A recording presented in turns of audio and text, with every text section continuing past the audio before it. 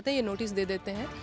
तो उस चीज़ पे इनको बड़ा मिर्ची लग गई कि भाई ये कैसे हो सकता है।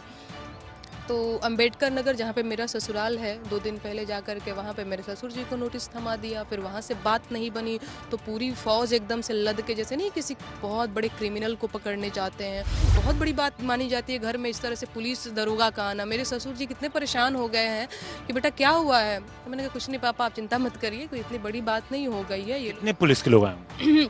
वहाँ पे भी पूरा एकदम जीप भर के गए हुए थे। सवाल तैयार किया गया है कि आप हाँ बोलो तो फंसो, ना बोलो तो फंसो टाइप। तो बिना वकील से बात किए मैं किसी भी सवाल का जवाब नहीं देने वाली। अभी किसकी गवर्नमेंट है? बीजेपी की है। सवाल मैं किससे पूछूंगी? सपा से पूछूंगी? नहीं ना, सवाल उसी से पूछा जाएगा जो सत्ता में होगा। तो यूपी में काबा सीजन 1 जब आया था, उस टाइम एकदम इनके बड़े बड़े सांसद विधायक एकदम भेड़ बकरियों की तरह चले आए थे यूपी में। यूपी में तो हर भतार बा फलाना ढिमकाना करके। मैं तब नहीं रुकी थी, मैं अब रुकूंगी। मैं बिल्कुल नहीं रुकने वाली हूँ। उत्तर प्रदेश पुलिस ने एक नोटिस दिया है। नोटिस क्यों दिया है, क्या वजह है, हमारे साथ बात करने के लिए नेहा सिंह राठौर मौजूद हैं। नेहा सिंह जी, कब ये नोटिस मिला और कब पुलिस आई थी आपके पास? जी, ये नोटिस मुझे कल रात 8 बजे मिली है। और ये मामला ये हुआ है कि अभी आप लोगों ने भी देखा होगा, कानपुर देहात में एक कांड हुआ है जिसमें बुलडोजर चला दिया जाता है उनके घर पे और माँ बेटी जिंदा जल जाती हैं।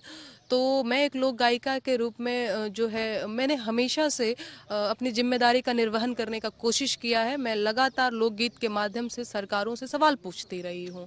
तो ये कोई पहली बार नहीं हुआ है कि मैंने यूपी में काबा करके सवाल पूछा। उससे पहले भी यूपी में इलेक्शन था, उस टाइम पे भी मैंने सवाल पूछे थे जिसका जवाब अब तक वो लोग दे नहीं पाई। क्या जवाब दे पाएंगे? अभी भी जवाब तो दे नहीं पाते, ये नोटिस दे देते हैं। तो उस चीज़ पे इनको बड़ा मिर्ची लग गई कि भाई ये कैसे हो सकता है। तो अंबेडकर नगर जहाँ पे मेरा ससुराल है, 2 दिन पहले जा कर के वहाँ पे मेरे ससुर जी को नोटिस थमा दिया। फिर वहाँ से बात नहीं बनी तो पूरी फौज एकदम से लद के, जैसे नहीं किसी बहुत बड़े क्रिमिनल को पकड़ने जाते हैं। और झूठ ये बोला, सबसे पहले मेरे हस्बैंड को कॉल करते हैं और ये कहते हैं कि मैं ना यूपीएससी की प्रिपरेशन करना चाहती हूँ। एक महिला फ़ोन करती हैं और हिमांशु जी आप तो क्योंकि यूपीएससी की कोचिंग कराते हैं तो आपको बड़ी जानकारी है, मुझे कुछ आपसे गाइडेंस लेनी है सर, आपसे ऐसे करके बात किया। तो हिमांशु भी बड़ा कंफ्यूज हो गए कि भैया किससे नंबर मिला, कौन आपको ऐसे बोला है। तो हमको कहीं से भी नंबर मिला है, हमको बस आपसे गाइडेंस चाहिए, आप एक बार मिल लीजिए, ठीक है। फिर हिमांशु ने बोला नहीं, ऐसे तो मैं नहीं आ सकता हूँ किसी से भी मिलने। फिर 15 मिनट बाद कॉल आता है कि हम कानपुर देहात से बोल रहे हैं, फलाना दरोगा बोल रहे हैं, हमारी पूरी टीम आई हुई है, ये नोटिस रिसीव कर लो। तो हमने कहा कि भैया सबसे पहले तो आप अपनी विश्वसनीयता खतरे में डाल रहे हैं, मुझे क्या पता उधर आप कौन है ना। एक तो पहले आप झूठ बोल करके ये सारी चीजें कर रहे हैं। हमने कौन सा इतना बड़ा अपराध किया भाई कि आपको इतना बड़ा झूठ बोलना पड़ रहा है कि हम ये बोल रहे हैं यहाँ आ जाओ, है ना। एक बड़ा ही अजीब तरीके का आपको दबाव बनाना। फिर बात हुई तो हम लोग थोड़ा सा मतलब बच रहे थे, क्योंकि हाँ ऑब्वियस सी बात है, डर तो जाता है आदमी कि भाई हमने क्या ऐसा किया है कि पुलिस की ऐसे। और मेरी अभी शादी को यकीन मानिए 8 महीने हुए हैं और यूपी बिहार में बहुत बड़ी बात मानी जाती है घर में इस तरह से पुलिस दरोगा का आना। मेरे ससुर जी कितने परेशान हो गए हैं कि बेटा क्या हुआ है। तो मैंने कहा कुछ नहीं पापा, आप चिंता मत करिए, कोई इतनी बड़ी बात नहीं हो गई है। ये कितने पुलिस के लोग आए होंगे? वहाँ पे भी पूरा एकदम जीप भर के गए हुए थे। और यहाँ आपके पास? यहाँ पे भी 6-7 लोग आए हुए थे। अच्छा, ये बताएं कि नोटिस में लिखा क्या है? नोटिस में देखिए, ये तो है मेरे पास नोटिस, बड़ा ट्रिकी तरीके से सवाल पूछा है जिसका जवाब मैं बिना वकील से बात किए नहीं दूंगी। इसमें देख लीजिए, आप भी देख लीजिए इसमें क्या सवाल है अथवा नहीं, आप हो या नहीं, आपने गाना गाया है या नहीं टाइप। इतना दिमाग लगा करके सवाल तैयार किया गया है कि आप हाँ बोलो तो फंसो, ना बोलो तो फंसो टाइप। तो बिना वकील से बात किए मैं किसी भी सवाल का जवाब नहीं देने वाली हूँ।